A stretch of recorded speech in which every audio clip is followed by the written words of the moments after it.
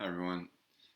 All right, so we're finishing up with Marx today, and we had a sort of general introduction to the last several videos, but I want to work through in particular, second part of the Communist Manifesto and to go into the text in a little bit more detail.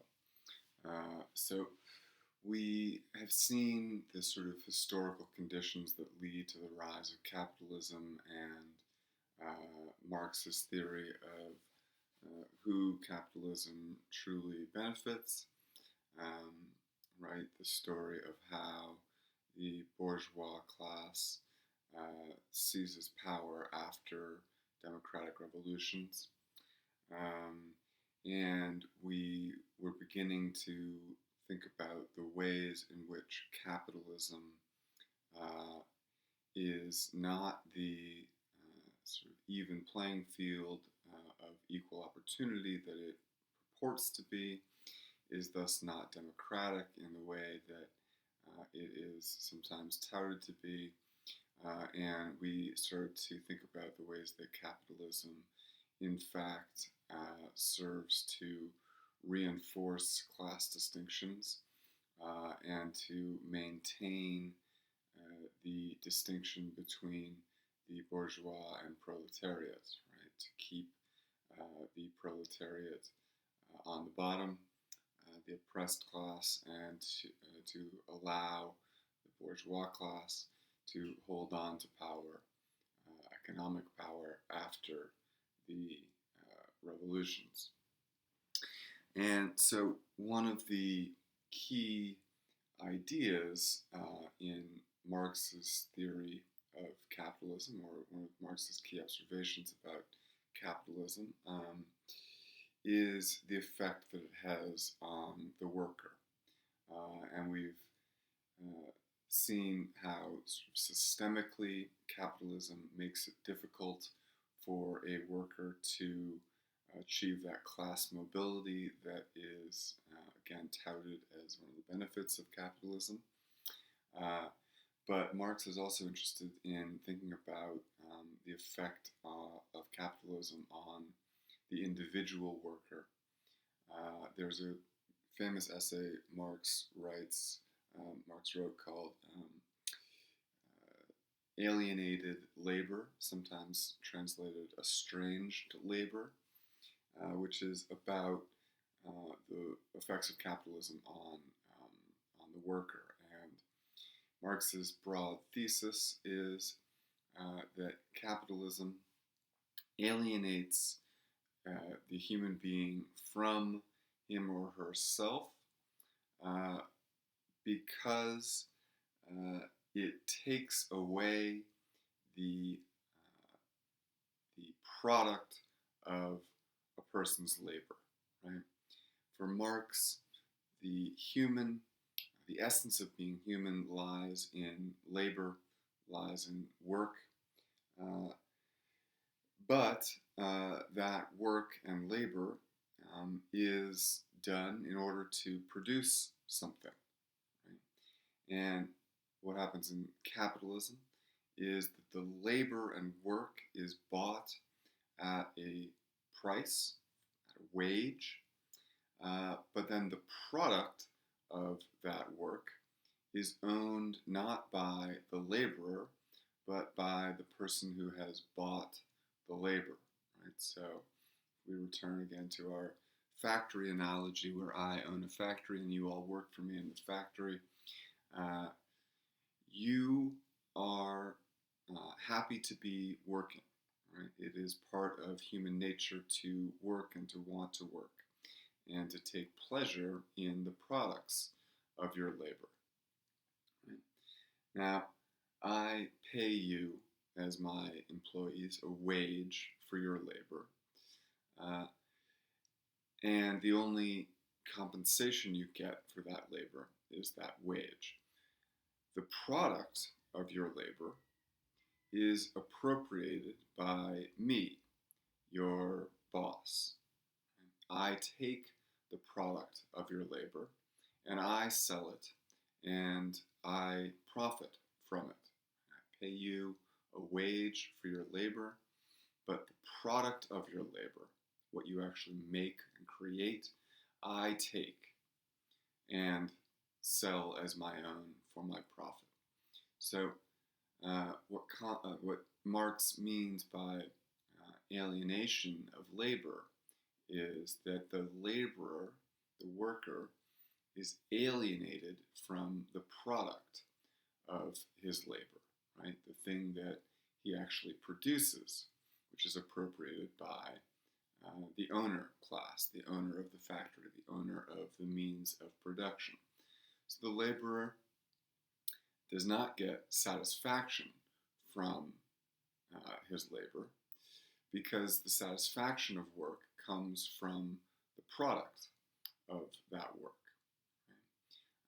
And so by replacing that product with this wage, which is less than the value of the product, I have made all work unenjoyable for the worker, and I have alienated the worker from that which is dearest to him, most essential to him, the product of his own labor.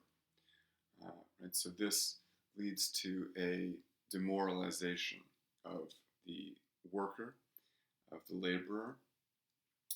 And what's more, the other part of the alienation of capitalism is that the worker, because his labor is alienated from the product of that labor, right?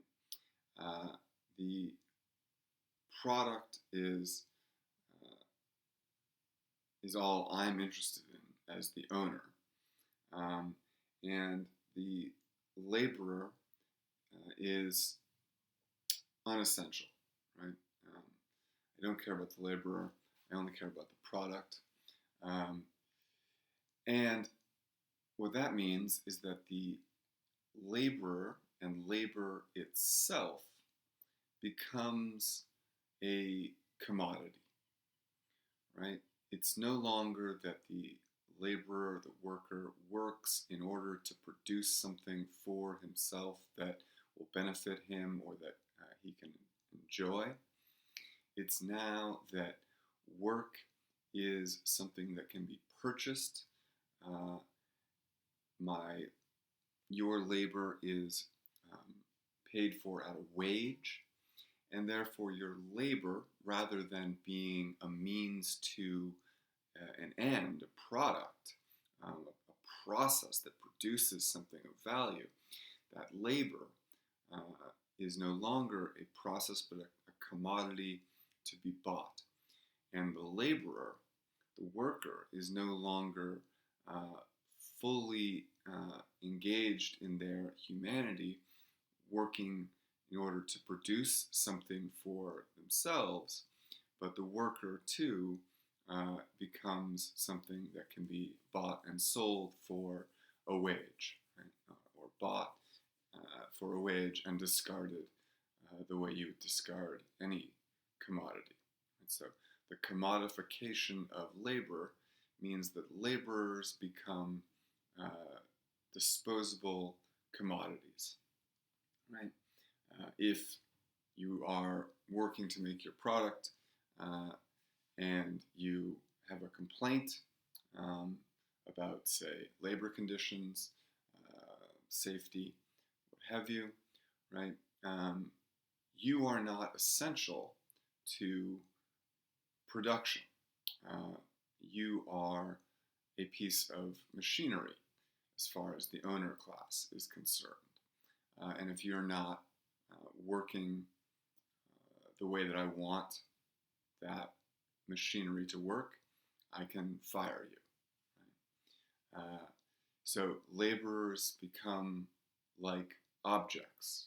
Right? They are bought at a wage for their labor and are only useful as a means to my own end, right? A product that becomes my property through appropriation, through its alienation from its producer, its true producer.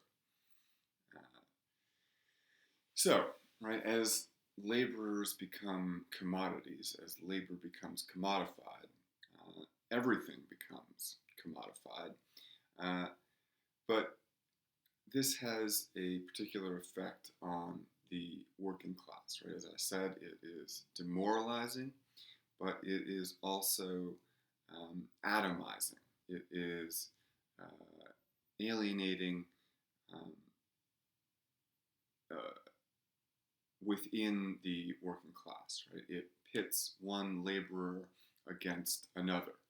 As soon as one worker is fired, right, another worker is there to take their place, to replace them. Right? And this allows the capitalist to continue to think of the worker as a disposable commodity. Right? As soon as a worker has a complaint or gets injured or for whatever other reason stops functioning exactly as I want, then they can be disposed of and replaced with another robot, another laborer, right? Which is why robots make the ideal laborers in a capitalist system. So Kant writes on page 18 of our PDF, a class of laborers who live only so long as they find work, and who find work only so long as their labor increases capital. These laborers, who must sell themselves piecemeal, are a commodity, like every other article of commerce, and are consequently exposed to all the vicissitudes of competition, to all the fluctuations of the market. Right? We can think of Kant here again, right? That capitalism, in this sense, is designed to use people as a means to an end and not as ends in themselves.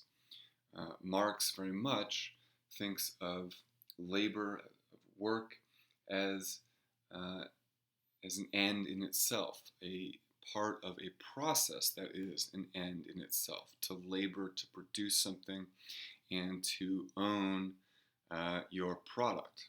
That is to be an end in yourself, to work toward your own ends. Right? So there's an obvious conflict between Kantian ethics and capitalism in this sense. So we're coming to this, but I'll say, I think maybe we mentioned this in the last video, right? What does Marx think the solution to this is again, communal ownership of the means of production. And this is what we're going to talk about in some more depth today, right? So how do we prevent this alienation of labor? How do we prevent the commodification of workers? Well, we have to stop the appropriation of the products of those laborers, the alienation of labor. We have to return the products of labor to the laborers themselves. It can no longer be the case that the owning class appropriates the products of labor as their own property and sells it for their own profit, replacing the product of labor for the laborer with simply a wage. Right? How do we return the product of labor to the laborer? By making the means